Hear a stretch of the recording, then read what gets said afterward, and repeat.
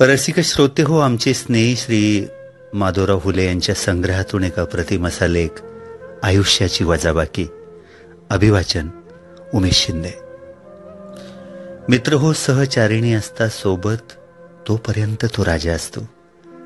साथ सुटता तिची तो आयुष्यातून वजा होतो. जीवनात प्रत्येक व्यक्तीची कदर करा, कारण हा जन्म पुन्हा मिळत नाही आणि एकदा गेलेली व्यक्ती पुन्हा भेटत नाही. कधी कधी एखादा आजार हा औषधाने बरा होत नाही, तर एखाद्या व्यक्तीने दिलेल्या शाब्दिक आधाराने बरा होतो. म्हणून शब्दाला धार नाही तर आधार हवा. मित्र हो, कायम टिकणारी गोष्ट एकच, ती म्हणजे माणुसकी, नम्रता आणि चारित्र्य. म्हणून पैशापेक्षा जीवाभावाची जिवलग माणसं जोडा आणि जपा. हीच खरी आपली संपत्ती आहे. ज्याला दुःखाची जाणीव असते ना, त्याला सुखाची किंमतही असते.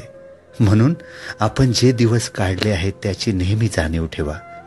सुंदर चेहरा म्हातारा होतो, बलाढ्य शरीर एक दिवस गळून पडतं, पद सुद्धा एक दिवस निघून जातं, परंतु एक चांगला माणूस नेहमी चांगलाच राहतो बरं का. आणि तोही आपल्या माणसासाठी. आपल्या व्यथा तिथेच मांडा जिथे समाधान मिळेल. आपला माथा तिथेच टेकवा जिथे स्वाभिमान मिळेल. नाहीतर व्यथा आणि माथा तुडवण्यात लोक खूप सराईत आहेत. स्वप्न अशी बघा की पंखांना बळ येईल. मैत्री अशी करा की जग आपलं होईल. अपयश पण असं स्वीकारा की विजेता सुद्धा भारावून जाईल. आणि मित्र, माणूस असं बना की माणुसकी सुद्धा नतमस्तक होईल. कधीही कुणाला द्यायचाच असेल तर तुमचा वेळ द्या, कारण इतर वस्तू रागात परत केल्या जातात बरं का. पण दिलेला चांगला वेळ हा कायमच्या अप्रतिम अशा आठवणी देऊन जातो. त्या फेकल्याही जात नाहीत आणि वायाही जात नाहीत. पडत्या काळात दिलेली सोबत ही मोठमोठे घावही सहज भरून काढते. मित्रांनो, दुसऱ्यांसाठी डोळ्यात पाणी आलं की समजावं, आपल्यात अजून माणुसकी शिल्लक आहे.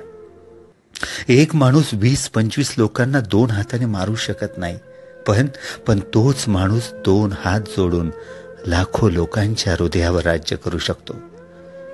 थकलेल्या शरीराला कुठेही झोप लागते हो, पण थकलेल्या मनाला मात्र कुठेच झोप लागत नाही.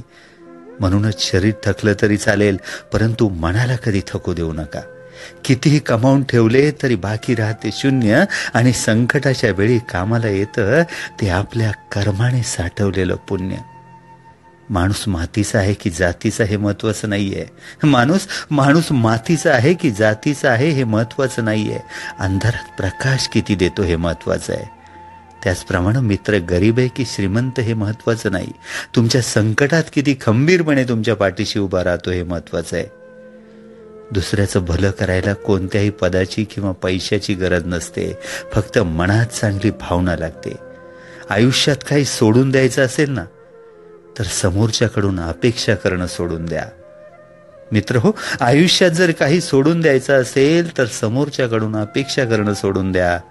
कारण अपेक्षाभंगामुळे आलेलं नैराश्य फार फार कठीण असतं. सदरचा हा लेख आपुलकीच्या आणि जीवाभावाच्या माणसांसाठी समर्पित आहे. अभिवाचन उमेश शिंदे. खूप धन्यवाद.